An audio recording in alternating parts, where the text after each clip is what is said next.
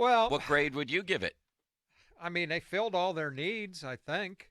They got two pretty good players with the top two picks.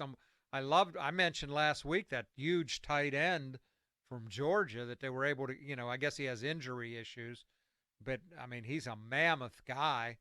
I mean, I like it, but who knows how they're going to turn out? We try to rate these things, and you don't know until you actually see them play.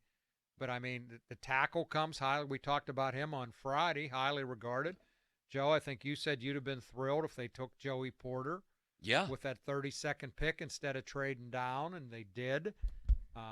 I don't know much about the defensive lineman they got, the third pick.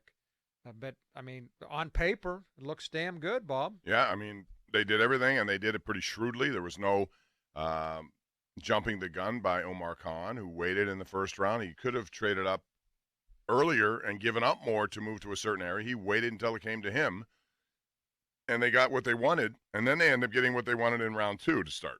So I don't know how you can not like that. Now, this grade today that we give, which to me is an A, and 3 years from now may change, like it often does. Yes.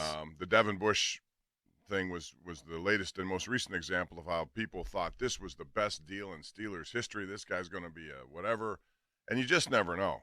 And that's true of all teams and all drafts because, there are guys who are going to pan out. Then they're going to be sixth-round picks who turn into very good players that we didn't count on. And but overall, I think they did a heck of a job. That coupled with their free agency moves, I think, puts them in a position to be very, very competitive. Give them a grade, Bob. Hey. Ron, A. Yeah. Nene?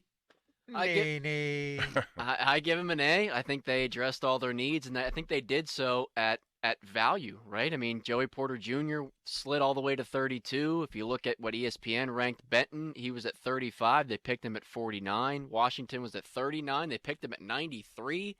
They got value all over this draft, and they met their needs. But I hear that. But don't you have to also – who's doing the ratings? Who's doing the evaluation? True. Are they necessarily and right? why'd they slide? Are they necessarily right with their evaluations? You don't know. Sometimes they're not, yeah.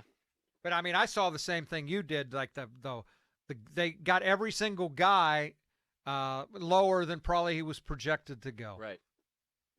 Yeah, and good for them. I hope it works out. I hope Mount Washington turns into a guy that they can utilize in the red zone. That's the first I heard that. He was a monster. That's got to be. And he can hurdle. He can hurdle people too, and apparently the best run blocker there is. So their commitment is still going to be to try to run it.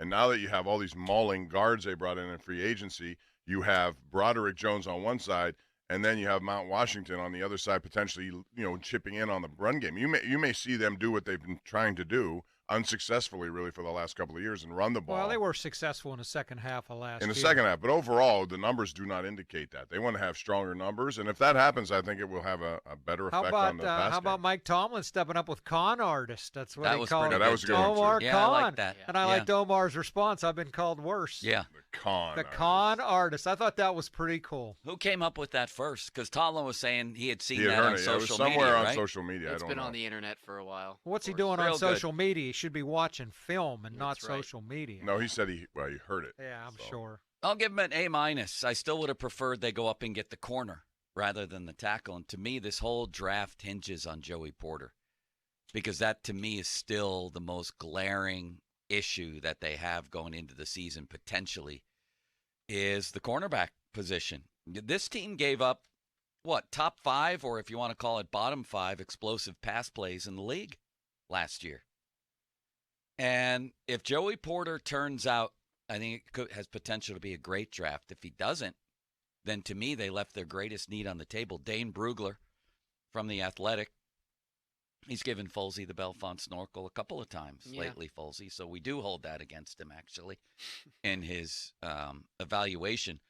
He writes, Porter has clear bust potential with his undisciplined play style and unbalanced change of direction, but he has intriguing matchup potential in the NFL because of his aggressive length and body quickness. Projects as a classic bump and run corner, but wouldn't be a slam dunk for every scheme. To me, the whole draft rests on that guy. I would agree with that, and I'm going to ask the question now. It's a learning curve for him. It's going to probably take a little while, right? Is he going to be better than Cam Sutton next year? Oh, I would say off the top of my head, the answer would be no. Here's another Well, question. that's not going to help you if the answer Well, is you no said next year. Next year, I think first. That's my question. Do these guys immediately come in and start? I think Broderick Jones, yes. Even though Mike Tomlin will likely split their names on a depth chart and have Morgan ahead of him, like he does typically, to try to make these guys earn spots. But I think Broderick Jones will be a starter day one. I think don't Joey know. Porter will I be, don't too. know about that. Who are you though. going to start there? Levi Wallace? He has experience. He has, I don't know. It depends on how Joey Porter plays. All I'm saying is I don't know that he's going to start the season as a starter. I think he should based on where he was drafted, but we'll see. I think he's going to be a starter, Joe. Man, I hope so. In camp. I was in there Friday night when they made the pick, and they brought in Terrell Austin, who I found out for the first time everybody calls him T.A. TA. We're going to talk to T.A. He was in there, and they You're asked RC. What are you talking about? Everyone has an initial. him. No one calls Stark. you BP, do they? No. BP. I Right. like that. They just say Pompin ain't easy. No one calls That's you right. JS, do You they? got it. No Nobody one calls does. you. No. So anyway, TA comes in and says he's asked if he's going to be a starter, and he goes, "Well, they got to earn it." But he's going to get every opportunity. I think they look at him as a guy that unless he disappoints, he's going to be the starter. Do you think that was do you think there was consensus in the room, or is that a Mike Tomlin pick? I think at 32 there was consensus in the pick. I was told they didn't like him at 17 or 14 or whatever, but 32 they did. I That's would a have little been worrisome to me if they didn't like him at 7. I mean, it's one thing to say we prefer the tackle over him, but if they'd stayed on the board at 17, they didn't like him at 17. That's concerning. Yeah, it is because that makes you think they wouldn't have taken him. Well, then at but 17. nobody else took him either. So I- I think they realized that they Yeah, but That's they didn't, concerning too. They didn't they didn't have to take him at 17, and they obviously got their tackle at 14. But 32 is a lot different than 17, and I think is he as good as the Witherspoon kid from Illinois? Probably not. Well, I would say definitely not.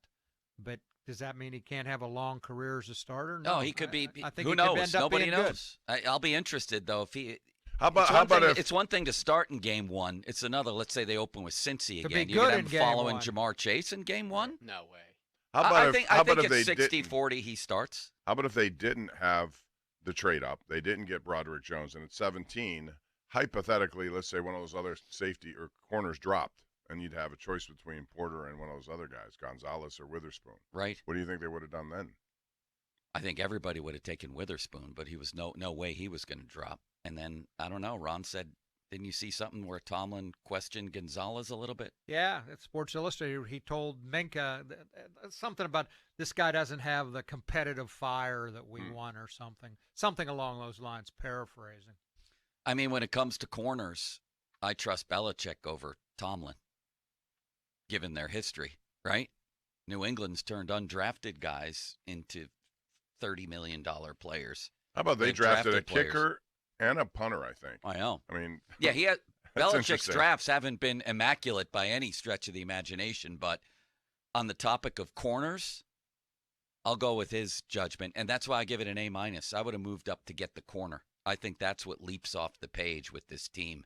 Still, as a concern heading into the season, given what happened last year when they were actually facing real quarterbacks, given the talent, some of the age on hand, Patrick Peterson's not that guy anymore. Joey Porter better be good, and he better be ready to play early, or they could get off to another rotten start for one of the same reasons they did last year. People exploiting them in the pass game. They got shredded in the first half of the season.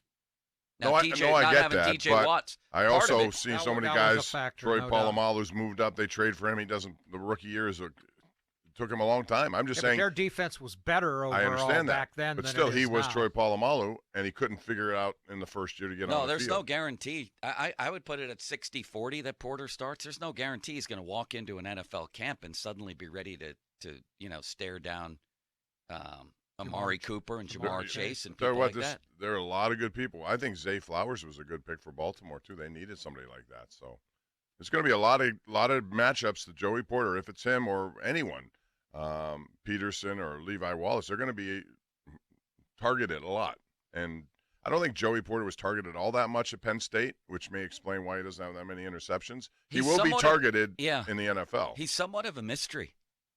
You know what I mean? He is. When you're not targeted and there are some questions about you, nobody questions his length, his ability, athletic ability, competitiveness, all that is off the charts. But we're going to see when it gets to, first of all, in camp, he's going to be going against some pretty good receivers.